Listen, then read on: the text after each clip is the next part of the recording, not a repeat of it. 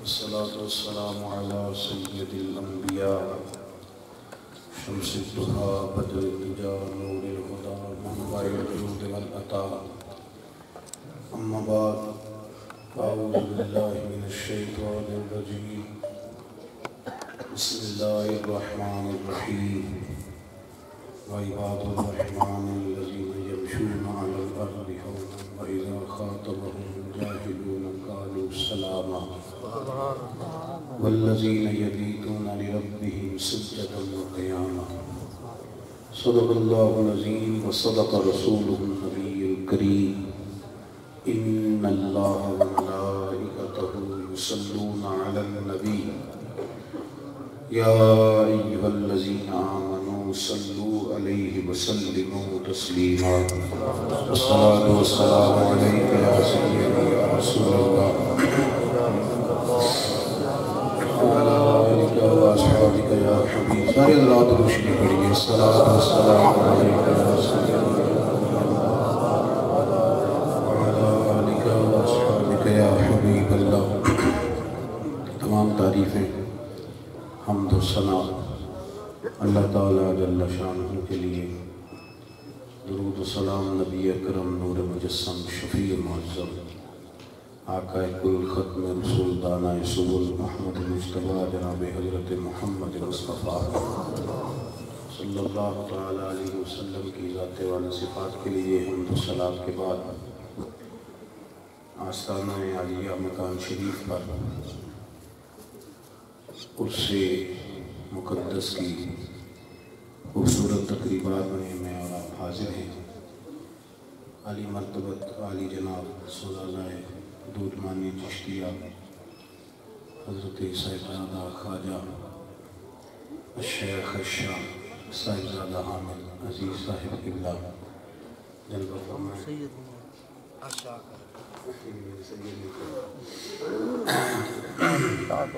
تشریف فرما ہے تو دیگر مشائخ کی جلوہ فرات ہیں. عزیز دوستو، کیونکہ عرص مبارکہ کی تقریبات ہیں اور ہمارے مشائخ ہمارے بزرگ ہمارے لیے ان تقریبات کا اہتمام اس لیے فرمایا کرتے کہ جو صالحین ہوتے ہیں آستانوں سے وابستہ لوگ ہوتے ہیں، طریقت کی راہوں کے مسافر ہوتے ہیں، ان کی خوبصورت تربیت ہو جاتی ہے. یہ جو دور ہے یہ ذرا مشکل ہے، یہ شکوک و شبہات کا زمانہ ہے. اس میں بہت سارے لوگ ایسے ہیں جو بیچارے اکثر وسوسوں کا شکار رہتے ہیں، کیونکہ بہت ساری چیزیں ایسی ہیں جو پہلے لوگوں تک پہنچنا مشکل تھی، اب آسان ہو گئی ہیں. اگر مثبت چیز جلدی پہنچتی ہے تو منفی بھی جلدی پہنچتی ہے. پوری دنیا کے اندر اہل اسلام کے ساتھ کفر کا جو رویہ ہے اور خود مسلمانوں کا جو ایک دوسرے کے ساتھ رویہ ہے، بلکہ کافر مسلمان کو مار مار کے شاید تھک گیا ہے پر مسلمان ایک دوسرے کو مار کے نہیں تھکے. ان ساری پریشانیوں کے بیچ جو اہل تصوف ہیں، جو اہل طریقت ہیں، ان کا جو اسلام کے ساتھ رشتہ ہے وہ وارفتگی والا ہے، وہ شوق والا ہے، وہ ذوق والا رشتہ ہے. ان لوگوں کی ذمہ داریاں باقی سب لوگوں سے زیادہ ہیں. ان کی کوششوں کو بہت زیادہ مرتب، بہت زیادہ منظم اور ان کو بہت زیادہ محنتی ہونے کی ضرورت ہے، تاکہ ٹوٹا ہوا، بکھرا ہوا، پریشان اور وسوسوں کا شکار کوئی آدمی ساری جگہ سے جب گھبرا جاتا ہے تو وہ صوفیاء کے آستانوں سے سکون تلاش کرتا ہے. تو بہت زیادہ ضرورت بڑھ جاتی ہے. ایک بات، کیونکہ میں نے جو چند باتیں اس کرنی ہیں، حضرت صاحبزادہ حمید الحسن صاحب نے خاصی دلچسپی کا اظہار کیا اور بار بار ان کے انداز سے محبت چھلکتی ہوئی دکھائی دی۔ کم ہوتا ہے صاحبزادوں کے مزاج تو آپ کو پتہ ہے بڑے شاندار ہوتے ہیں، تو میں ان کے شوق نے میرا بھی بہت زیادہ شوق بڑھا دیا۔ تو میرے عزیز چند باتیں آپ سے عرض کرنی ہیں، اور خطاب اور بات مشائخ سے نہیں ہے، عوام سے ہے، کیونکہ بزرگوں کو تو پہلے ہی باتوں کا پتہ ہوتا ہے۔ میں کچھ تکلیف رہتی ہے میرے پیروں میں، ورنہ کرسی پہ بھی نہ بیٹھتا۔ میں سمجھتا ہوں کہ جو آستانوں کے آداب ہیں ان کا پاس لحاظ کرنا چاہیے، اس سے فائدہ ہی ہوتا ہے، اس سے نفع ہی ہوتا ہے، اس سے کہیں کوئی نقصان یا کوئی کسی کے وقار میں کوئی کمزوری نہیں آتی، اس سے فائدہ ہی ہوتا ہے۔ عزیز دوست، یہ بھی یاد رکھیں کہ میں جب کہتا ہوں نا کہ میں فلاں آستانے کا مرید ہوں، تو پھر میں یہ نہیں کہہ سکتا کہ میں ہوں تو مرید پر بڑا گناہگار ہوں، میں سب سے چھوٹا ہوں۔ جب میں کہتا ہوں نا میں مرید ہوں، تو پھر لوگ میری شکل میں میرے آستانے کو دیکھتے ہیں، یہ پکی بات۔ مسلمانوں نے بڑا اپنے آپ کو کلیئر کرنے کی کوشش کی ہے نا کہ ہم دہشت گرد نہیں، لیکن جب کافر مجھ سے ملتا ہے تو وہ میرے اسلام کو میری صورت میں دیکھتا ہے۔ تو سب سے پہلے اس بات کو سمجھ لیں کہ میں بھی اپنی خانقاہ کا نمائندہ ہوں، آپ بھی اپنے آستانے کے آپ جہاں بیٹھے ہیں، آپ آستانے کا اگر نام لیتے ہیں تو پھر آپ اس کے ترجمان بھی ہیں، پھر آپ اس کے نمائندے بھی ہیں۔ آپ 15 کرامتیں سنائیں اپنی بیوی کو ایک دن میں، اپنے شیخ کی، لیکن گالی صرف ایک دے دیں معاذاللہ، وہ فوراً کہے گی کہ یہ سکھایا تجھے تیرے پیر صاحب نے، یہ پکی بات۔ آپ سمجھ لیں اس کو، آپ نمائندے ہیں۔ اگر آپ اچھے ہو جاتے ہیں، بھلے ہو جاتے ہیں، نیک نظر آتے ہیں، ماں باپ کے ساتھ آپ کا رویہ رحمت کے بازو پھیلانے والا بن جاتا ہے، تو پھر آپ کو زیادہ ترویج کرنے کی ضرورت نہیں پڑتی، بلکہ آپ کے پڑوسی بچوں کی ماں بھی کہتی ہے کہ پتر میرے بچے بھی اسی آستانے پہ لے جا جہاں تو جایا کرتا۔ تو ہماری ذمہ داریاں زیادہ بڑھ گئی ہیں، کرنا کیا ہے وہی جو ہمارے بزرگوں نے ہمیں بتایا ہے۔ میں نے وہ صاحبزادہ مسعود صاحب نے جو کتاب ترتیب دی ہے مجھے بھیجی گئی تھی، میں نے اس کو دیکھا ہے۔ سب سے پہلے تو یہ بات ہی بڑی پسند آئی، ہمارے تو آستانوں کے حوال ہی کسی نے نہیں لکھے، اور اگر کبھی کوئی مرتب چیز سامنے آتی ہے نا، تھوڑا تھوڑا یونیورسٹیوں میں جانے کا موقع ملتا ہے، تو جو ہمارے ایم فل کے پی ایچ ڈی کے اسکالر ہیں وہ ہم سے پوچھتے ہیں کہ آپ کے بابے ہیں کہاں ویسے، وہ ہماری باتوں میں تھوڑی رہیں گے، ان کو تو مرتب کریں، آپ چیزوں کو لائیں۔ اور میں کہا کرتا ہوں کہ آپ بے ترتیب ہی شائع کر دیں، کوئی محقق آدمی ہوگا تو وہ نکال کے ترتیب بھی خود بخود لگا ہی لے گا۔ ایک دفعہ چیز مارکیٹ میں تو آئے، وہ لائبریری کا حصہ تو بنے، لیکن بہت ساری چیزیں ایسی ہیں جو سینہ بسینہ، تو یہ بھی ایک اچھی روایت ہے۔ اور پھر یہاں تو علم کا پہرا بھی زیادہ ہے جہاں آپ بیٹھے، یہاں تو توجہ بھی اس لحاظ سے زیادہ ہے کہ تمام ظاہری علوم کے ساتھ ہمارے مشائخ آراستہ رہے، اور ان سارے حسن کے ساتھ ساتھ ان پر اپنے پیر خانے کا غلبہ بھی پوری طرح موجود رہا۔ حالانکہ کچھ لفظ آ جائیں تو پھر کئی دفعہ عقیدت زیادہ پکی بھی نہیں رہتی، یہ بھی مشکل ہوتا ہے۔ جو آیت میں نے قرآن مجید کی تلاوت کی، اللہ کریم نے فرمایا وَعِبَادُ الرَّحْمَٰنِ الَّذِينَ يَمْشُونَ عَلَى الْأَرْضِ حَوْنًا، فرمایا جو رحمان کے بندے ہیں وہ زمین پر عاجزی کے ساتھ چلتے ہیں۔ اہل طریقت، اہل تصوف، اللہ کے جو بندے ہیں ان کے رویوں میں کہیں بھی کسی جگہ بھی کوئی رعونت، کوئی تکبر نظر، وہ عاجزی کے ساتھ چلتے ہیں۔ وَإِذَا خَاطَبَهُمُ الْجَاهِلُونَ قَالُوا سَلَامًا، تو اگر جاہل کبھی ان سے مخاطب ہوتا ہے تو اس سے بحث نہیں کرتے، بلکہ سلام کر کے گزر جاتے۔ ایک تو ان کے مزاج میں عاجزی ہوتی ہے، بہت زیادہ بناوٹ نہیں ہوتی، ایسا نہیں ہوتا کہ بہت زیادہ فرق ہو عام آدمی کے اندر اور ان کے اندر۔ میرے رسول کریم سید عالم صلی اللہ تعالیٰ علیہ وسلم کو اللہ نے جو بہت زیادہ اعزازات عطا فرمائے، تو ایک شان محبوب کی یہ بھی تھی کہ ہر آدمی کی نا میرے محبوب تک رسائی بڑی آسان تھی۔ ہر شخص حضور کے قریب پہنچ جاتا تھا اور سمجھتا تھا میرے لیے یہ آسان ہے سرکار تک پہنچنا۔ اور جس عنوان پہ میں بات کر رہا ہوں اس پہلو میں اگر آپ وہ قول بھی لے لیں جو مولا علی شیر خدا نے بیان کیا، آپ فرماتے ہیں کچھ ایسے کافر بھی تھے کہ ہم انہیں معاف کرنے کو تیار نہیں تھے، پر کچھ لوگ انہیں مشورہ دیتے تھے کہ کسی صحابی کے قابو نہ آنا، مار دیے جاؤ گے، بچنا ہے تو مدینے والے محبوب کی بارگاہ میں۔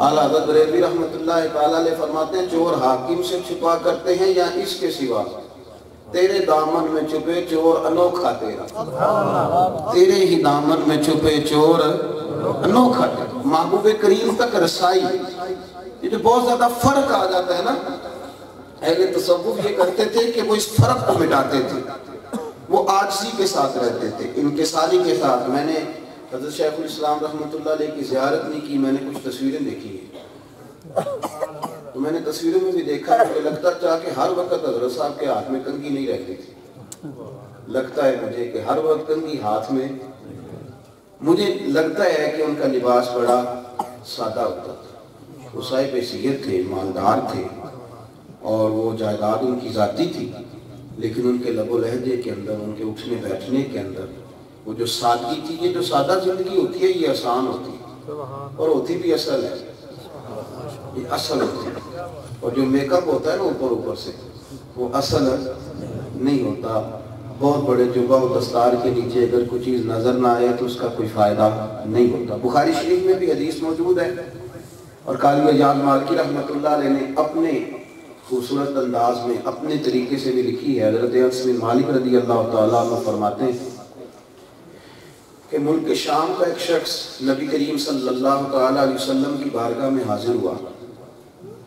عرب کے اندر جو سردار ہوتے تھے، جو بڑے لوگ ہوتے تھے، ان کے ادب و آداب ہوتے تھے، بہت زیادہ حارسین، پہرے دار ان کے دروازوں پہ کھڑے رہتے تھے، ہٹو بچوں کی داستانیں ہوتی تھیں، تو وہ لوگ ڈرتے تھے، سہمے رہتے تھے۔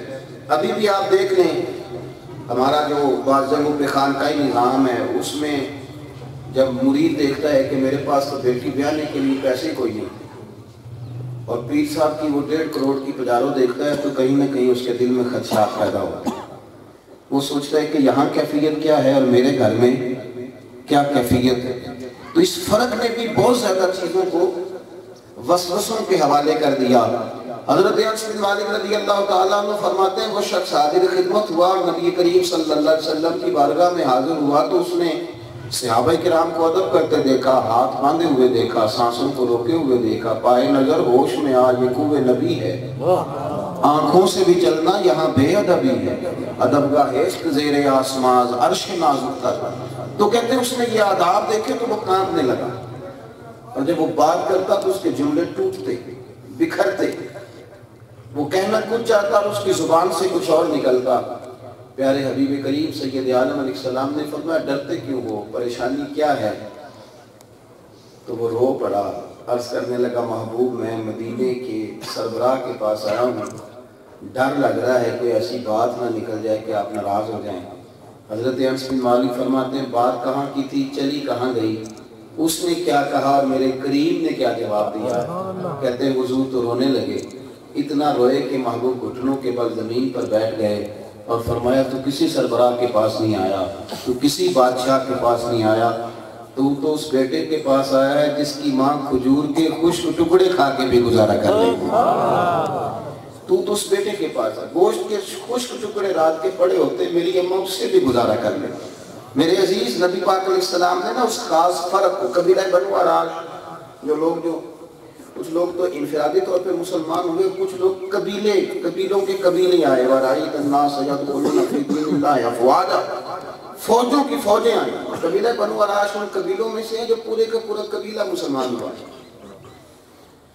صاحب طبقات میں اور صاحب ابن اسحاق نے لکھا ہے کہ ایک شخص ان کا آیا تھا، وہ کہتا ہے نبی پاک علیہ السلام کے اعلان نبوت کو نا کچھ ہی وقت ابھی گزرا تھا، مکے میں بہت زیادہ مخالفت کا دور عروج میں تھا، تو میں نے بھی سنا تھا کہ کسی نے اعلان نبوت کیا ہے، لیکن میرا مکہ میں بہت کم آنا جانا تھا، میں پوری تحقیق نہیں رکھتا تھا، میں چھوٹا سا کاروبار کرتا تھا، دیہاتوں سے جانور خرید کے تو شہروں میں لے جا کے بیچتا تھا، تو گھوڑے خرید لیے، مکے لے جا کے بیچے تو ہتھے چڑھ گیا ابو جال کے، خریدار میرا بن گیا ابو جال، اس نے وہ خرید لیے، کہنے لگا فلاں گلی فلاں محلے میں میرا مکان ہے، کل آ کے پیسے لے لینا۔ فرماتے ہیں میں کل پیسے لینے گیا تو کہنے لگا کل آنا، میں پھر کل گیا تو کہنے لگا کل آنا. کوئی میرا رشتہ دار نہیں ہے مکے میں فٹ پاتھ پہ سویا کرتا, سڑک پہ میں گزارا کرتا, جو میرے پاس کھجوریں تھیں, پانی تھا, وہ ختم ہو گیا. کوئی میرا جاننے والا نہیں, میں پریشان ہو گیا. اور میں چھوٹا سا بیوپاری تھا, بہت بڑا میں تاجر نہیں تھا. میری انویسٹمنٹ کل وہی تھی جو میں گھوڑوں میں لگا چکا تھا.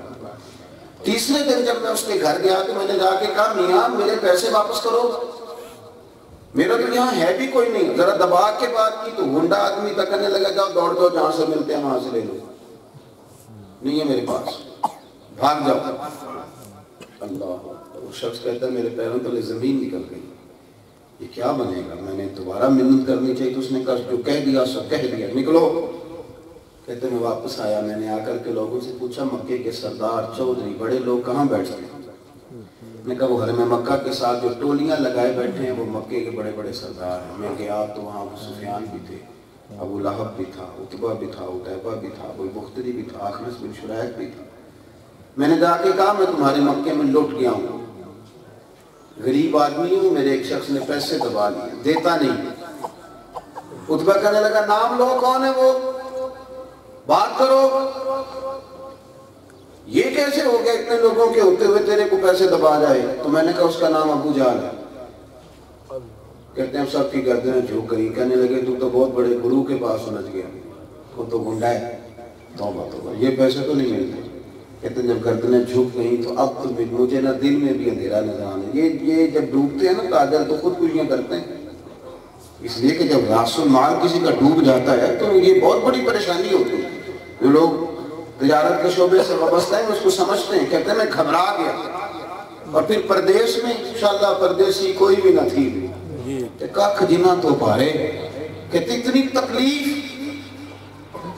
عتبہ نے نا معاذ اللہ ثم معاذ اللہ نقل کفر نہ باشر شرارت کی. کہنے لگا وہ جو حرم کعبہ سے ٹیک لگائے بیٹھے ہیں نا وہ تیرا مسئلہ حل کریں گے. کہتے ہیں میری نظر اٹھی تو مدینے والے محبوب ہیں. کہتے ہیں میں ڈرا سہما, میں کہہ چکا ہوں کہ غریب آدمی جو ہوتا ہے نا وہ بیچارہ وزیر سے بھی ڈرتا ہے, پیر سے بھی ڈرتا ہے. وہ سہما رہتا ہے نا, غربت نے میرے بچوں کو تہذیب سکھا دی, اب سہمے ہوئے رہتے ہیں, شرارت نہیں کرتے. تو وہ ڈرا رہتا ہے غریب جو ہوتا ہے. اور غربت بذات خود ایک بہت بڑی کمزوری اور احساس کمتری کا نام ہے. کہتا میں گیا, محبوب کوئی وظیفہ پڑھ رہے تھے تو میں تھوڑا سائڈ پہ ہو کے بیٹھ گیا اور ڈرنے لگا کہ فارغ ہوں گے تو بات کروں گا. لیکن ابھی میں پورا بیٹھا بھی نہیں تھا کہ میرے قریب نے میری طرف توجہ فرمائی. حضور نے پہلا جملہ کہا تو آنسو میرے چھلک پڑے. حضور نے فرمایا پردیسی لگتے ہو, پھر فرمایا پریشان لگتے ہو. کہتے ہیں میں کھل کے رویا, کھل کے. ایک واری میری اکھیاں چاہوں اونا نے اتھرو پونجے سان, انتے چسکا پہ گیا رونے دا, تے ہر ویلے یا ہو زاری دا. کہتے ہیں محبوب کریم علیہ السلام نے تسلی دی, پوچھا بھی نہیں مسئلہ کیا ہے, فرمایا فکر نہ کر, تو جیسے کہے گا ویسے ہو جائے گا. دیکھیں بریلی کے امام کے لکھنے کا انداز. کہنے لگے ہم سبوں کو رضا موجدہ دیجئے کہ اللہ جزاک غمزدوں کو رضا مجدہ دیجئے کہ ہے بے کسوں کا سہارا ہمارا. کہتے ہیں محبوب کریم نے کہا جیسے تو کہے گا ہو جائے گا, کوئی پریشانی والی بات نہیں. کہتے ہیں حضور مجھے گھر لائے, دستے مبارک سے کھجوریں کھلائیں, سرکہ دیا. کئی دنوں کا بھوکا تھا, میں نے پیٹ بھر کے روٹی کھائی. کہتے ہیں پھر قربان جاؤں, حضور نے مسئلہ پوچھا اور دھیمی دھیمی حضور باتیں کرتے. میں 10 باتیں کرتا تو حضور ایک جواب دیتے. کافی سواد نہیں مشری اندر, اساں کھنڈا میچا کٹھیاں, اینا ساریاں شیواں نالوں گلاں سجن دیاں بٹھیاں. کہتے ہیں حضور ایک, اور وہ بھی دھیما دھیما جچے تلے الفاظ. درود شریف پڑھ لیں. الصلاۃ والسلام علیکم یا رسول اللہ. کہتے ہیں جب نبی پاک علیہ السلام کو میں نے مسئلہ بتایا نا تو میں مسئلہ بتاتے کو بڑی بات نہیں بتا رہا تھا, بڑی, کیونکہ سارے سردار کہہ چکے تھے کہ بہت بڑا گنڈا ہے. تو میں اپنی طرف سے بڑی بات بتا رہا تھا تو حضور مسکراتے زیر لب ہلکا. یہاں بھی اعلیٰ حضرت فرماتے ہیں کہ جب حضور مسکراتے تھے تو دانتوں سے نور نکلتا. فاضل بریلوی کہتے ہیں جس کے گچھے سے لچھے جڑے نور کے, جس کے گچھے سے لچھے جڑے نور کے, ان ستاروں کی نزہت پہ لاکھوں سلام. نبی کریم صلی اللہ تعالیٰ علیہ وسلم زیر لب مسکرائے فرمائے تو فکر نہ کر چلتے ہیں. کہتے ہیں حضور راستہ بھر میرے ساتھ چل رہے تھے تو کپڑے میں دیکھ رہا تھا کئی جگہوں پہ پیبند تھے. میں دیکھ رہا تھا نظر مبارک جھکی ہوئی تھی. میں دیکھ رہا تھا بظاہر لشکر کوئی بھی نہیں تھا. لیکن میرے محبوب کریم نے میری یوں بات سنی کہ جیسے پردیس میں بچھڑے ہوئے کو ماں مل جایا کرتی ہے. کہتے ہیں میرے رسول کریم اس کے دروازے تک گئے. میں سارے راستے سوچتا رہا کہ وہ تو گھنٹا ہے تو حضور تو بولتے بھی آہستہ آہستہ, تو کیسے بات بنے گی, یہ کیا ماجرا ہوگا. دروازے پہ دستک تو جی وہ باہر آیا تو پھر نہ میں نے محبوب کی جھکی ہوئی نظروں کو اٹھتے دیکھا. پھر بولے بریلی کے امام تو کہنے لگے غضب سے ان کے خدا بچائے کہ نور باری جلال میں ہے. نظر مبارک اٹھی اور دو جملے میرے محبوب کے فرمایا تجھے شرم نہیں آتی, لوگوں کا مال کھا کے سردار بنے گا, دے اس کے پیسے. کہتے ہیں وہ تو کام نہیں لگا. کہنے لگا ہاں بھی آیا لے کے. ادھر سے عتبہ نے بھی ایک بندہ بھیجا تھا ذرا جاسوسی کرنا دیکھنا بنتا کیا ہے. وہ بھی چھپ کے دیکھ رہا تھا. ابو جب کامتا ہامتا دوڑا گیا, پیسے لے کر کے واپس آیا. جب پیسے تھما دیے نا وہ شخص کہتا ہے میں نے عرض کی محبوب آپ کا نام کیا ہے, آپ کا نام, اس شانوں والی ماں کا نام تو بتائیں جس کے بطن نور سے آپ نے جنم لیا, عزتوں والا باپ, اس نے آپ جیسا لال جنا. یا رسول اللہ صلی اللہ علیہ وسلم نام محبوب نام تو بتائیں. تو حضور نے فرمایا تیرا کام ہو گیا نا, تیرا کام ہو گیا نا. میرے محبوب کریم یہ کہہ کہ رخ انور پھیرا تو وہ چھپا ہوا جاسوس نکل آیا, کہنے لگا بس کر, اب زیادہ نیڑے نہ جانا. تمہیں پتہ ہے معاذ اللہ یہ جادوگر ہے, کاہن ہے, شاعر ہے, تمہیں قریب کر لیں گے. تو وہ شخص کہتا ہے میں نے ہاتھ جھٹکا. میں نے کہا یہ ہیں وہ محمد عربی جنہوں نے دعویٰ نبوت کیا ہے. اور ہاتھ جھٹک کے کہنے لگا تم بھی جھوٹ بولتے ہو, تمہارے سارے سردار بھی جھوٹ بولتے ہیں. جو غریبوں کے ساتھ اتنے قرب کے ساتھ ملے وہ بادشاہ نہیں ہوتا, وہ اللہ کے سچے رسول ہیں. تم سارے جھوٹے ہو, یہ محبوب کائنات میں سب سے زیادہ سچا ہے. میرے عزیز اس بات کو سمجھیں اچھے طریقے سے, اس بات کو سمجھیں کہ رسائی لوگوں کی رحمان کے بندے بڑے. اور اگلی بات یہ, زیادہ باتیں نہیں کرنی, چند ایک گزارشات درس کرنی ہے. وَإِذَا خَاطَبَهُمُ الْجَاهِلُونَ قَالُوا سَلَامًا. ہمارے یہاں نا بہت زیادہ بحث ہونے لگی. میں کبھی کبھی سوچتا ہوں کہ اسلام تو صرف بحث کے لیے تو نہیں نہ آیا, اور اہل حق میں بھی, اہل سنت کے اندر بھی, یعنی فروعی معاملات کے اندر بھی بہت سارے فیس بک کے مفتی سارا دن ہی فتویٰ بازی کرتے ہیں. آپ بس کریں یار, اسلام تو عمل کے لیے ہے. یعنی بڑا ایک نادان سا آدمی اٹھتا ہے اور وہ بحث کرتا ہے, بڑے بڑے سیانے بندے اس کا جواب دے رہے ہوتے ہیں. عالم کی شان یہ نہیں ہے کہ وہ ہر ایک سے بحث کرے, بلکہ قرآن نے کہا ہے جاہل جب مخاطب ہوتا ہے تو عالم اس کو سلوٹ کر کے گزر جاتا ہے. آپ کا سٹیٹس نہیں ہے کہ ہر ایک سے آپ بحث کریں, اور نہ ہر بندہ اس قابل ہوتا ہے کہ اس کے ساتھ بات کی جائے. ہر بندہ اس, مولانا رومی رحمۃ اللہ نے بڑی خوبصورت بات لکھی ہے. فرماتے ہیں گدھے اور گھوڑے کی بحث ہو گئی تھی. گدھے اور گھوڑے کی, جو گدھا تھا وہ کہتا تھا آسمان کا رنگ کالا ہے, گدھا بھی تھا, اور گھوڑا کہتا تھا نیلا ہے. کئی گھنٹے بحث جاری رہی. انہوں نے کہا چلو بادشاہ سلامت سے فیصلہ کراتے ہیں. دونوں شیر کے پاس گئے, اپنا اپنی بات سنائی. تو شیر کہنے لگا بات بھی گھوڑے کی درست ہے, پر گھوڑے کو 25 سال کی سزا بھی ہے. گھوڑا کہنے لگا جناب جب میری بات درست ہے تو سزا کس بات کی؟ اس نے کہا سزا اس بات کی ہے کہ تم نے گدھے سے بحث شروع کر دی. تمہیں نہیں پتہ گدھا ہے اور تم اس کے ساتھ بحث کر رہے ہو.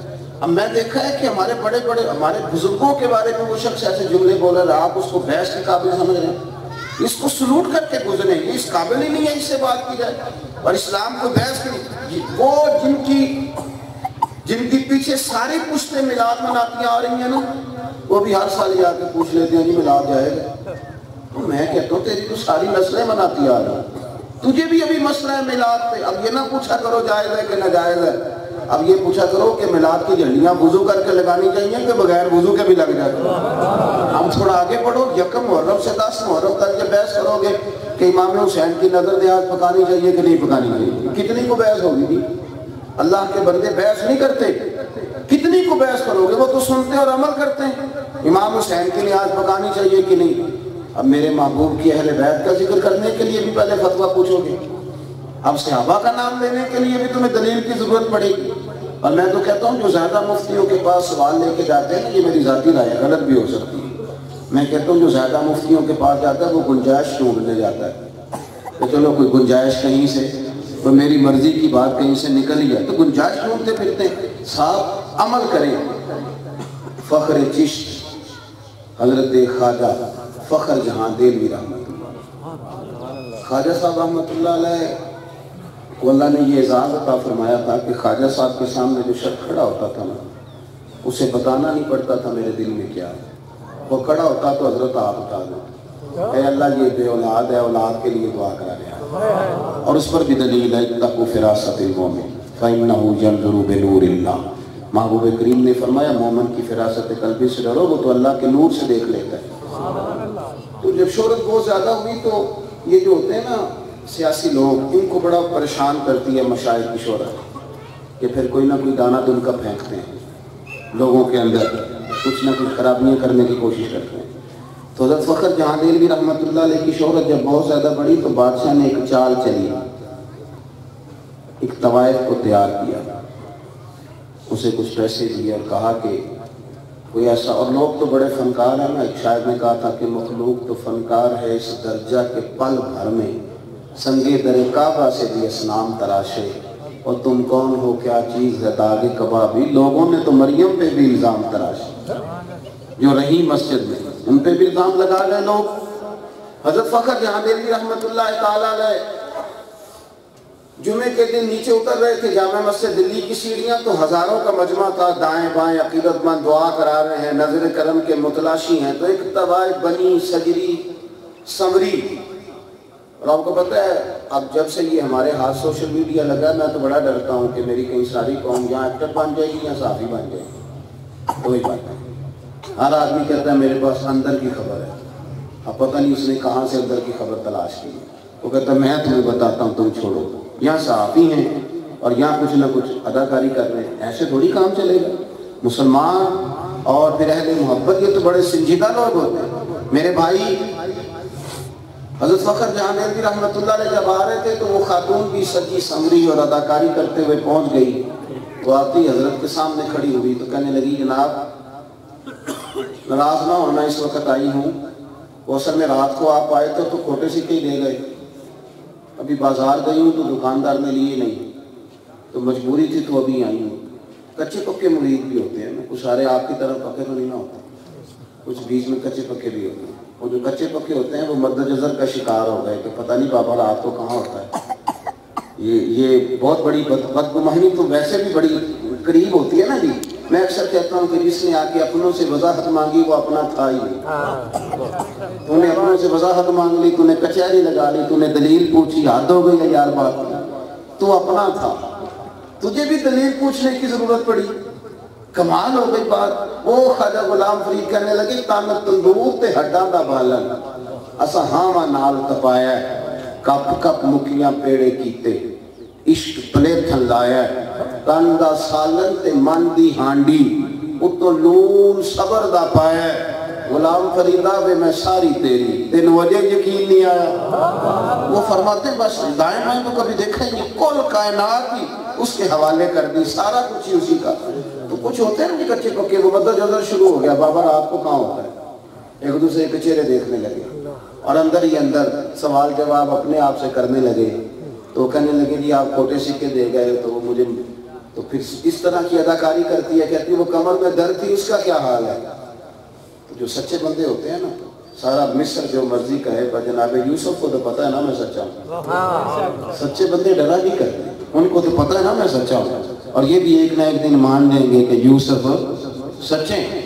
حضرت فخر جہاں دہلوی رحمت اللہ تعالی علیہ، اس خاتون نے بڑی اداکاری کری، پر آپ اپنے احوال شریفہ میں مست۔ جب اس کی بات مکمل ہو گئی تو خواجہ صاحب رحمت اللہ تعالی علیہ نا کھوٹے سکے اس کے ہاتھ سے لیے، ادھر توجہ کرنا میرے دوستو، اور اصلی سکے نکال کے نا اس کے ہاتھ میں تھمائے، اور اس درویش کی میٹھی مد بھری اور قرآن پڑھنے والی زبان سے 3 دفعہ نکلا، میری بیٹی، او میری بیٹی، او میری بیٹی، فکر نہ کرنا، پتر تو نقلی دے جا اصلی لے جا، اور دوبارہ بھی ضرورت پڑی تو پتر آ جانا اصلی سکے لینے، فخر جہاں کا دروازہ تجھے کھلا ملے گا۔ یہ ہم تو دشمن کو بھی پاکیزہ سزا دیتے۔ کھلا ملے کا دروازہ، یہ لفظ ہے کہ حضرت تیزی سے جب مسجد کی سیڑھیاں اترے نا ذرا تیزی سے، تو وہ خاتون چند سیکنڈ سختے میں رہی، پھر دوڑ کے آئی اور شیخ کے قدموں میں بیٹھ کے اس نے چیخ ماری، کہنے لگی بابا تو بتاؤ تو کس کستوری کا بنا ہوا ہے، کس سنگر سے تیرا وجود تراشا گیا ہے، تو کس مٹی کا بنا انسان ہے کہ میں وہ بی بی ہوں جس کو پورے دلی نے کبھی بہن نہیں سمجھا، بیٹی نہیں سمجھا، جو آیا گندی نظر سے آیا، میں تجھے بدنام کرنے آئی تھی اور تو نے مجھے بیٹی بنا لیا اور اتنے مجمع کے بیچ بیٹی بنا لیا۔ یہ لفظ کہے اور اپنا پلو اٹھا کے چہرے پہ ڈالا اور نقاب اوڑھ کے کہنے لگی میں اب دلی والوں کو بتاؤں گی فخر جہاں کی بیٹی کس طرح کی ہوتی ہے۔ دلی والوں سننا، آج کے بعد یہ کسی توار کا کوٹھا سمجھ کے نہ آنا، میں نے اسے مسجد بنا دیا ہے، قیامت تک محمد عربی کے نام کی اذانیں پڑھی جائیں، میں نے بنا دیا، اسے بدل دیا، بجائے اس کے کہ آپ بحث کریں۔ آپ کا تو عمل دو جملے ہمارے درویشوں کے دو بہت کافی ہو گئے، یہ تو طبیعتیں بدل کے رکھ دیتے۔ ہمارے پیران مشرق کے جو پیغام ہوتے تھے وہ خاموش ہوتے تھے، ان میں سے ڈھیروں لوگ ایسے تھے جو لمبی تقریریں نہیں کرتے تھے، لیکن ان کی خاموشیاں بہت بڑی تبلیغ کرتی تھی، ان کا لب و لہجہ بہت بڑی مٹھاس بانٹتا تھا۔ ذرا بحث سے باہر آئیں، اس کو ذرا چھوڑیں۔ ضروری تو نہیں نا کہ ہر بات کی دلیل دی جائے، کیونکہ یہ خانقاہ علماء سے تعلق رکھتی ہے، تو آپ پوچھیں گے خواجگان سے، وہ آپ کو بتائیں گے کہ مقلد کے لیے تو ویسے بھی اصل دلیل کر جانا ضروری ہے، وہ تو ہے ہی مقلد، اس کے لیے تو قول امام بہت کافی ہوتا ہے، تو ہم ہر آدمی اصل دلیل کی طرف جائے گا، بحث ہو جائے۔ اور جو بات اس سے آگے آپ کے سامنے عرض کرنی ہے چند منٹوں میں، اور پھر بات کو سمیٹنا ہے، یہ ہے کہ والذین یبیتون لربہم سجدا وقیاما۔ ہمارے صوفیاء کا منصب ہے کہ وہ راتیں سجدوں اور قیام میں گزارتے ہیں۔ اگر مصلی باب نہ رہے تو بندہ کمزور ہو جاتا ہے۔ ترمذی شریف کے لفظ ہیں، حضرت ابو ہریرہ راوی ہیں، نبی پاک صلی اللہ علیہ وسلم نے فرمایا اپنے دکڑے دنیا داروں کو نہ بتانا۔ اللہ والے دنیا دار نہیں ہوتے، دنیا داروں کو اپنے دکڑے نہ بتانا ورنہ اللہ تمہیں کبھی غنی نہیں کرے گا۔ فرمایا رات کو مصلی پہ بیٹھنا، اپنے دکھ اپنے رب کو بتانا، جلدی یا دیر سے اللہ تمہیں دنیا سے بے نیاز ضرور فرما دے گا۔ تھوڑا مصلی کو بھی آباد کریں، تھوڑی ہمارے ہاں اس تیزی کے ساتھ تھوڑا تھوڑا محافل میں جانے کا موقع ملتا ہے تو قرآن اندازی ہوتی ہے، 80 عمرے کے ٹکٹ اور 70 عمرے کے ٹکٹ اور 15 عمرے کے ٹکٹ، تو میں کہتا ہوں یہ تو قرآن اندازی ہوگی۔ اور وہ جو روایت میں آیا تھا کہ تمہیں پتہ چل جائے پہلی صاحب کا ثواب کتنا ہے تو تم قرآن اندازی کرو، تو وہ کس دن ہوگی؟ وہ جو بابا صاحب نے کہا تھا اٹھ فریدہ ستے آتے جھاڑو دے مسیح، وہ کس دن دینا ہے؟ یہ بھی تو ہمارے بزرگوں کی طریقت کا حصہ ہے نا، مسجد کا جھاڑو یہ بھی تو دینا ہے کہ نہیں دینا میرے بھائی؟ مصلی بھی تو آباد کرنا ہے کہ نہیں؟ اس ذوق کے ساتھ بھی تو ہم نے اپنے دل کو لگانا ہے کہ نہیں؟ وہ جو حدیث ہم بیان کرتے ہیں نا کہ نبی پاک علیہ السلام نے حضرت ربیعہ بن کعب سے کہا تھا مانگ لے کچھ، تو عرض کی حضور مجھے جنت میں وہ والا مکان دے جس کے پڑوسی آپ ہوں۔ فرمایا او غیر ذالک کا کچھ اور بھی مانگ لے، حضور بس وہ مکان دے دیں جس کے پڑوسی آپ ہو۔ تو وہ حدیث بھی یہاں ختم ہوتی ہے کہ نبی پاک نے فرمایا تھا پھر سجدے کثرت کے ساتھ کر کے آنا، پھر سجدے کثرت کے ساتھ۔ وہ جو فجر زور سے پہلے سنتیں نہیں پڑھتے اور زور کے بعد سنتیں نہیں پڑھتے، وہ تھوڑی مصلی آباد کریں گے۔ مصلی تو ان لوگوں نے آباد کرنا جو تہجد بھی پڑھتے تھے، مصلی تو ان صوفیاء نے آباد کرنا جو اشراق چاشت کے قائل ہیں، جو وابین اور صلاۃ اللیل کے قائل ہیں۔ ہمارا مصلی آہستہ آہستہ کمزور ہوا۔ آپ بٹھا لیں مجھے بھی کسی جگہ، مجھے آپ کہیں 5 گھنٹے بحث کریں کس کس پیر کی پگڑی کھولنی ہے، کھول دی جائے۔ آپ کہیں کون کون سا سیاستدان غلط ہے بتائیں، بتا دیا جائے۔ بٹھائیں کسی حجرے میں گپیں کرائیں، 6 گھنٹے کرا لیں، اور اگر کہا جائے نا زیادہ نہیں، آج جرس ہے خواجہ عزیز احمد، زیادہ نہیں تو 3 سپارے اپنے شیخ کے لیے پڑھ، تو یہاں لوگوں کو نیند آ جاتی ہے یا کام یاد آ جاتا ہے، اسی وقت اونگنے لگتے ہیں۔ یہ ہمارے بزرگوں کا منصب ہے، قرآن و سنت، وظائف، عبادت، اللہ، یہ ہمارا طریقہ ہے بھائی۔ یہ ہمارے مشائخ تھے جو ہمیں کہتے تھے کہ مستحبات بھی نہیں چھوڑنے، ان پر بھی عمل کرنا ہے تاکہ کئی لوگ سنن سے غافل نہ ہو۔